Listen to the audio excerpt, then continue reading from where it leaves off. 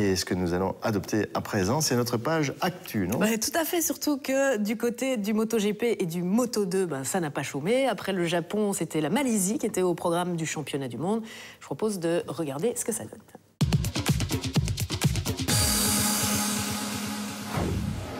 Suite à une pluie torrentielle qui s'est manifestée juste avant le départ, la course Moto2 a été retardée d'une demi-heure. Alex De Angelis, qui était qualifié en 9e position au départ, a profité de ces conditions délicates pour s'installer en tête dès le début de l'épreuve. L'Australien Anthony West et le Britannique Gino Rea, eux aussi très à l'aise sous la pluie du Grand Prix de Malaisie, ont émergé de la 19e et 20e place pour venir se disputer les places du podium. Mais la course a finalement été interrompue au drapeau rouge à 2 tours de l'arrivée en raison de ces conditions météo vraiment catastrophiques. Passé par Rea juste avant le drapeau rouge, De Angelis a finalement été déclaré vainqueur puisque le classement final est établi selon les positions du tour précédent. C'est la première victoire cette saison de l'ancien pilote MotoGP, la 3e victoire en catégorie Moto2.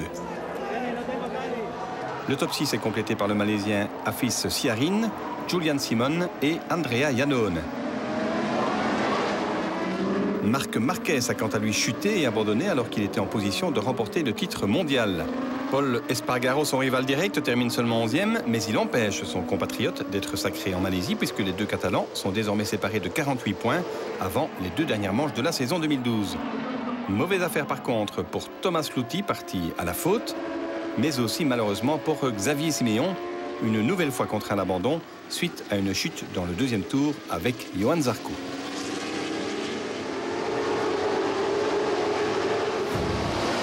Qualifié en pole position, Lorenzo dispose de 28 points d'avance sur Pedrosa avant la course et peut donc théoriquement être sacré champion du monde.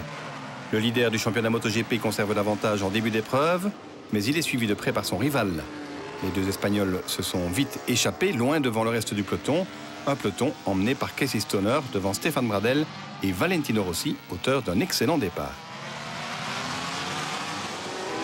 Dani Pedrosa survolté va rapidement prendre les devants.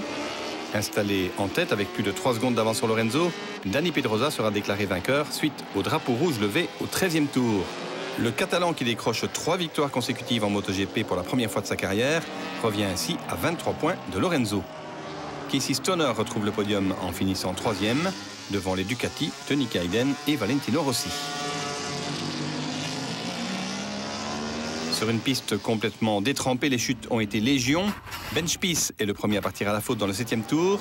Blessé, l'Américain sera indisponible jusqu'à la fin de la saison. Autre victime de la pluie, les 2 pilotes Yamaha Tech 3, Andrea Dovizioso et Karl Crutchlow, ainsi que l'Allemand Stéphane Bradel.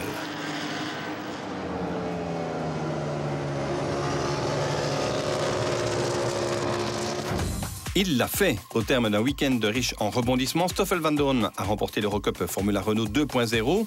Le pilote belge a en effet terminé 2e de la première course du dernier meeting de Barcelone, juste devant son rival direct, le Russe Kvyat. Mais catastrophe pour la 2e course où le pilote RACB National Team ne réalise que le 16e chrono. Et ce qui devait arriver arriva. Après être brillamment remonté en 6e position, Vandoorne ne peut éviter un accrochage et échoue dans le bac. Le Belge croit alors assister impuissant au sacre de Kvyat, mais ce dernier écope d'un drive-thru pour avoir changé de pneu trop tard. Il termine finalement 8e, insuffisant pour remonter Vandoorne qui est donc déclaré champion. Bravo à lui, direction la Formule Renault 3.5 avec des essais et une bourse de 500 000 € à la clé. Après une longue interruption, le Belgian Racing Car Championship, le BRCC, a repris ses droits sur le circuit de Zolder dans le cadre des Belgian Masters. Au programme 2 sprints de 30 minutes et une endurance de 3 heures. Le tempo va être donné par la Volvo S60 V8 Silhouette de Stéphane Lemray, le poleman de la première course. Au volant de l'Aston Martin DBSR 9, Michael Schmetz parvient d'emblée à surprendre la Volvo Silhouette. Mais le duel attendu tourne court, la Volvo étant contrainte de regagner prématurément la pit-lane, victime d'un bris de cardan. Débarrassé de toute pression, Michael Schmetz n'a plus qu'à se laisser glisser vers l'arrivée pour remporter une nouvelle victoire. La Ferrari F430 GT3 de Hans Stier se réalise la belle opération au championnat en engrangeant les points de la 2e place. Didier Grandjean complète le podium de belle manière au volant de la Porsche 911 GT3 Cup Pro Speed. Et puis en catégorie tourisme, victoire pour Nicolas Jussy et sa Seat Leon Supercopa. On prend les mêmes et on recommence une demi-heure plus tard avec le top 8 de la première course inversée et une pole artificielle donc pour la Ginetta G50 de Jean-Pierre Lequeux. Michael Schmetz et l'Aston Martin GPR ne tardent pas à prendre les devants. Mais Stéphane Lemray, parti en fond de grille, ne l'entend pas de cette oreille. En quelques tours, la Volvo revient aux avant-postes et déborde inexorablement l'Aston Martin pour remporter une victoire méritée.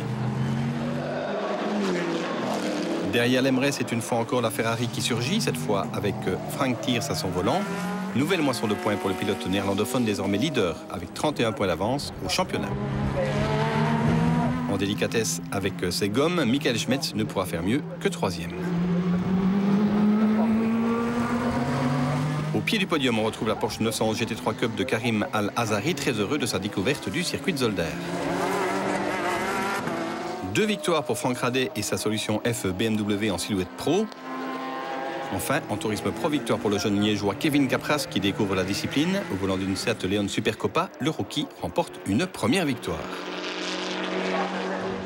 C'est le moment de la course endurance et le soleil est de sortie. Une fois encore, c'est ce diable de Michael Schmetz qui va assurer le show devant la Volvo de l'Air Rétrodor, confiée cette fois à Édouard Mondron. Une fois le pilote bien dans le rythme, changement de leader avec la silhouette devant la GT. Derrière les 2 leaders, un autre jeune loup, Dylan Dordal, qui assure le spectacle au volant de sa Porsche 911 GT3 Cup. Après le premier ravitaillement, Alexandre Viron conforte l'avance de la Volvo S60 V8.